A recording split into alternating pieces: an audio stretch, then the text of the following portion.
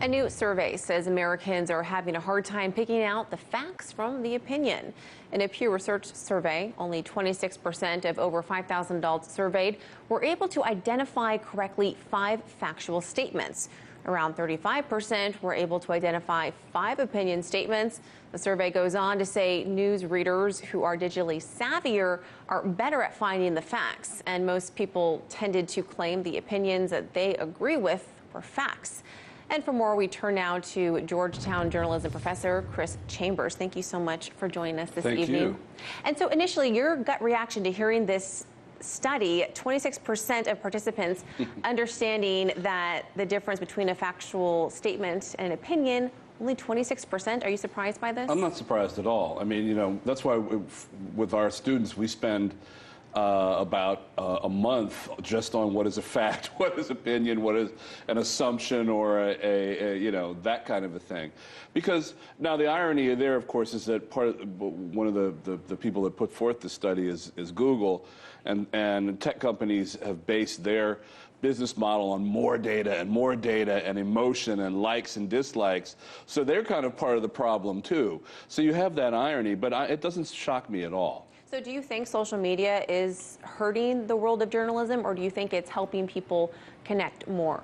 I think that it's helping people connect, but I think it's hurt journalism, and then the basic bedrock of journalism, which is truth and facts and gathering facts and reporting them out, packaging them to give to people, that's hurt quite a bit. And, you know, because if you look at what they're trying to do, it is based on likes and advertising and dislikes and strong emotions. Strong emotions don't necessarily have anything to do with facts. I mean, you can look at 5 dictionaries and get 5 different definitions of the word fact, but they all have a constant, there is some theme there about what a fact is. And I think that, you know, whether it's adults or children, we're having a lot of problems with that now, and I think it's not going to serve this country well. Interesting. And you know, when you go to journalism school, you learn things like media law, and you also learn about telling both sides of a story.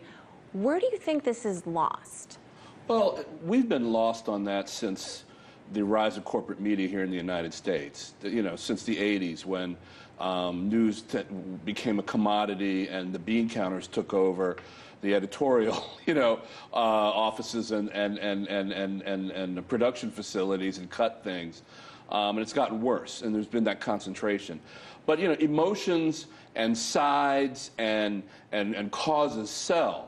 Facts don't sell. Facts are boring. But facts are supposed to be boring because you know, they're the bedrock of what we're jumping from. Whether you're a journalist, whether you're a politician, you know, supposedly dealing in fact, whether you're a teacher trying to teach our children, be they young children or college students, what facts are. I mean, we have to stay true to that, and we haven't been doing that because it doesn't sell right. Yeah, certainly. And, you know, the most important thing that you think you teach your kids about working in the industry, what is that? Well, it gets to, ironically, it goes back to the Fox News kind of old statement, fair and balanced, is that you don't necessarily have to be balanced, which is I think a silly term. You can have a point of view, but you have to be fair. You have to get it right. And if you're being true to that, you're being true to the facts. So you can have a point of view. I mean, everybody has a point of view. But if you're being fair, that forces you to look at facts and to use analysis rather than opinion or just screaming and waving your hands. And I think that's the most important thing. And whether at the local level or the national level, I think it gets tricky when you see, you know, reporters and anchors getting into Twitter wars with other people about political opinions when they're supposed to be unbiased. I know it could be their personal account, but they still represent the station they work for, so it just gets a little tricky. Professionally, it doesn't do anything for the profession, and it doesn't do anything for whether you're talking about journalism students, college students in general, or elementary school students in this country who look at that and look at the discourse in our country and say, well, no, facts are about what we agree with or what we don't agree with, and whether we can yell louder than somebody. I mean, that is a real shame of it, and we're seeing the erosion of these ideas of truth in this country. And I'm glad we have varied outlets, you know, even like RT that can give you a bunch of different stories away from the main stuff, which is just, you know, fights and basically dueling opinions rather than underlying fact. Well, we really appreciate your time. Thank you so much, Chris Chambers. Hey YouTube, thanks for checking out our channel. We hope you enjoyed the video.